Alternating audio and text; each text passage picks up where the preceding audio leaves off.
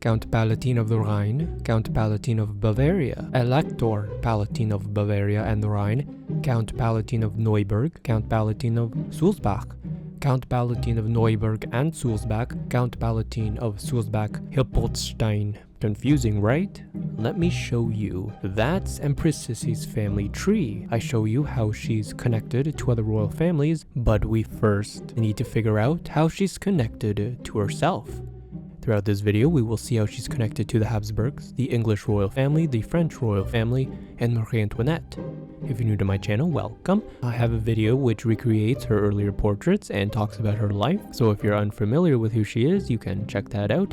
But basically, she came from the royal Bavarian house, the Wittelsbachs, and in the 1800s was very famous for her beauty and life struggles. Subscribe for more family trees and recreation, and let me know in the comments who you'd like to see in upcoming videos. We're going to start off at the top with the Wittelsbachs' earliest official ancestor, Otto I, Count of Scheyern, in 1020. Otto had 4 sons. His third son, Otto II, acquired Wittelsbach Castle, and then Otto II's nephew, Otto IV, moved into it. From there, Otto IV renamed himself Count of Wittelsbach, and from 1120 onwards, he was given the position of Count Palatine of Bavaria. The Bavarian duchy was not yet ruled by the Wittelsbachs. It was ruled by Henry the Lion, an unrelated man. Their position of Count Palatine of Bavaria was like the overseer of the crown to watch over the semi-independent duchies. Bavaria was part of the Holy Roman Empire, so when Henry the Lion didn't show up to back up the emperor, which led to a failed battle, he lost it. The Duchy of Bavaria was given to its current Count Palatine, Otto VI, as he was one of the best knights employed by the emperor and prevented defeat of the emperor near Verona. Otto VI became Otto I, Duke of Bavaria. The job title Count Palatine went to his younger brother's line, then to his son-in-law, Rapoto I, and then his son. Finally, it was absorbed into the Duchy of Bavaria from 1248. Otto VI's son, Louis I, Duke of Bavaria, was a good negotiator with the emperor and so negotiated that the Wittelsbachs rule Bavaria indefinitely, and he also be given the palatinate territories of the Rhine. The palatinate territories of the Rhine were designated areas in the empire that were ruled by a Count Palatine of the Rhine. There were other Count Palatines of other areas in the empire. He just wanted the Rhine one. The Count Palatine was a count with extra powers and was sent to administer over a designated area in the empire called a palatinate, kind of like an assistant to the leader.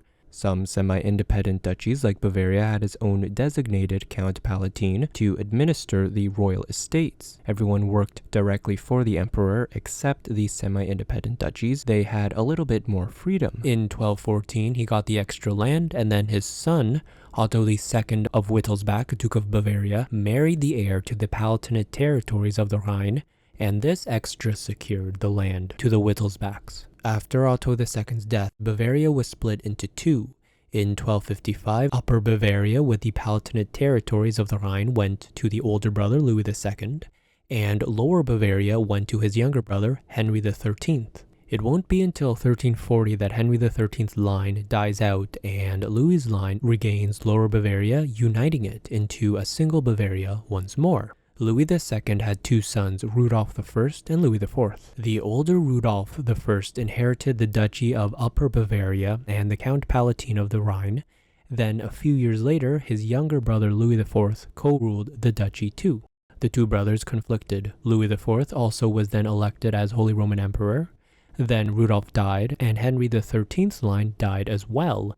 So Louis IV inherited back Lower Bavaria and took ownership of all his father's lands. Louis, out of a kind gesture, gave his nephews Rudolph I's line the Palatinate territories, and they became the Count Palatine of the Rhine. In 1356, the county was upgraded to an electoral palatinate, and their additional title was Prince Elector of the Holy Roman Empire, and this allowed its leaders to take part in the Holy Roman Emperor's elections.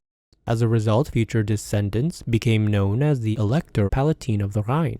Note though, they were still counts, but being called Elector was more prestigious, so they just called themselves that. Now, from the 1400s onwards, the Palatinate of the Rhine gets split into numerous branches, each son taking a piece and starting their own branch, and then it splits again and again like cell mutation. For example, you have Count Palatine of Simmern-Zweibrücken, and that splits into Simmern and then Zweibrücken. This splits again into Zweibrücken by itself, Zweibrücken-Wohenstrauß-Parkstein, and Zweibrücken-Birkenfeld. Zweibrücken-Birkenfeld gets split again into itself and also Birkenfeld-Bischweiler, and then they combine back into one, but before that, split into Birkenfeld-Glenhausen.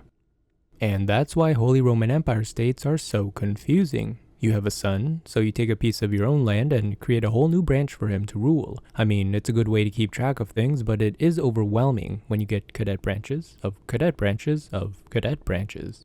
And so that's what happened to the Palatinate from Rudolph's line, and also with Louis IV's Bavarian line. Louis's line eventually splits into Bavaria Landshut, Bavaria Straubing, Bavaria Ingolstadt, and Bavaria Munich. But the Bavarian line dies out in 1777 and gets absorbed into the Palatinate line, and so that's why I'm just covering the Palatinate line. In 1410, Rupert III, Elector Palatine of the Rhine, dies, and this is when his lands get divided amongst his 4 sons. The senior electorship of the Rhine branch dies out, and it goes to the 3rd son's Simmern line. Palatinate Simmern gets the electorship. The other cousin branches remained plain old Count Palatines, but as time went on, branches went extinct, and so we'll see that the elector job gets passed onto other branches, one after another like a waterfall, until you get Sisi's grandfather. If you saw my family tree on Elizabeth II, her direct ancestor was George I, the first Hanover King of Great Britain. His maternal grandfather was Frederick V, Elector Palatine of the Rhine, and the current head of this family. He married Elizabeth Stuart. Elizabeth Stuart was the daughter of James VI of Scotland and I of England, and she had a distant claim to the English throne. Through various religious arguments in England, her daughter Sophia gets the English throne but dies before she could become queen. So it went to George I, her son. And that's one way Elizabeth is related to this family. You can see the rest of it here in my video in the description. Sophia's brother became the next head of the house, Charles I Louis, Elector Palatine of the Rhine. He had 2 kids, and one of them was Elizabeth Charlotte, Madame Palatine. So if you're familiar with the history of Versailles and Louis XIV, his brother Philippe Duc d'Orléans married Elizabeth Madame Palatine. So this is the family that she is connected to. Her brother became the next head of the family, Charles II, Louis Elector Palatine of the Rhine. He dies heirless, and the Simmern line dies too, but the lands go to the next senior male, which is in the junior Zweibrücken-Neuburg line, Philip William. Philip William's father, Wolfgang William, is the guy, if you watched my Marie Antoinette Habsburg family tree video, the guy from the family that we all forgot. Well, this is his family. Wolfgang William's mom is a Habsburg. He also marries the ambitious Magdalene of Bavaria, and yes, she is part of his Bavarian cousin line. Her sister, the reserved Marie Anne of Bavaria, marries Ferdinand II Habsburg, and you can see all their connections to the Habsburgs in Marie Antoinette's separate video, link also in the description. So we're beginning to tie all these family trees together, which is always interesting to see how they're connected. Philip William's son dies without any male heirs. The Neuburg line goes extinct, but all the lands he collected and the electorship goes to Charles Theodore, the next senior male in the Zweibrücken-Sulzbach line. So the 3rd son's, 2nd son's, 1st son's, 2nd son's line. Charles Theodore is the big man because he not only inherits the electorship, but also all the senior lands from his forefather and the electorship of Bavaria when the Bavarian cousin branch of Louis IV finally dies out in 1777. So everything unites with him, but he dies childless, and all that goes to his distant 5th cousin, which at this point there are only 2 branches of the Wittelsbach remaining. The youngest one, Maximilian IV, Joseph of the junior-senior branch, Zweibrücken-Birkenfeld, and his 2nd cousin once removed, Wilhelm, of his junior Birkenfeld-Glenhausen branch. And it's with these 2 cousins that unite everything into one, which Max gets. As a result, the junior Wilhelm trades his lands for the courtesy title Duke in Bavaria,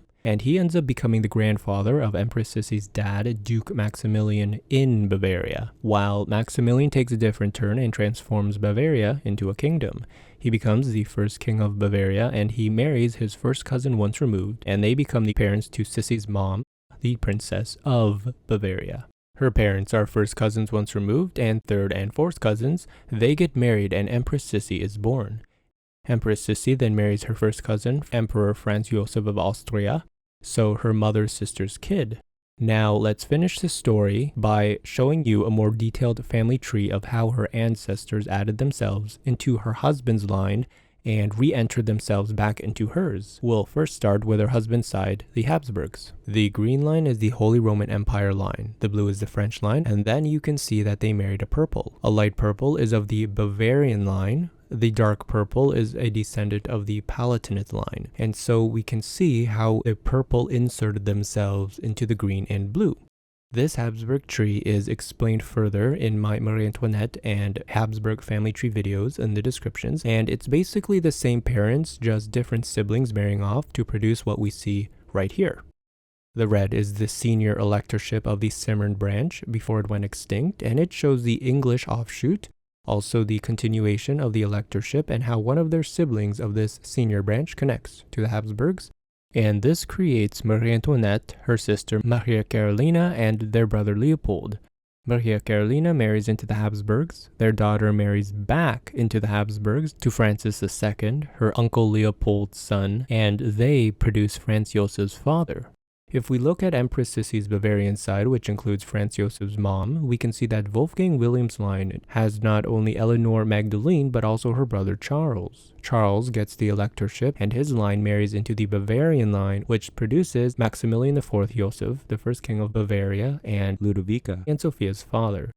Maximilian and his cousin Wilhelm, who got the title Duke in Bavaria, finally converge into Empress Sisi when her parents marry. And that's just a little bit about Empress Sisi's family tree. I hope you enjoyed this video. If you want to learn more, I recommend Charles II's Habsburg family tree, Marie Antoinette's family tree, and Queen Elizabeth II's family tree, each of which I explain in their own videos. Thank you for watching, subscribe for more recreations, and let me know in the comments who you'd like to see in real life.